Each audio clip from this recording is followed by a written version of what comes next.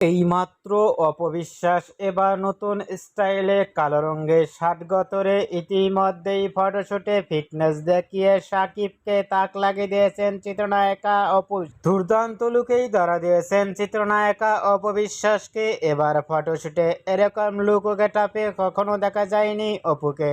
অপবিশ্বাসকে এবার কালো রঙের শার্ট গতরের লুক ও গেটআপ দেখে ইতিমধ্যেই সোশ্যাল মিডিয়ায় আলোচনায় ট্রেন্ডিং এ দেখা যাচ্ছে অপবিশ্বাস নিয়ে।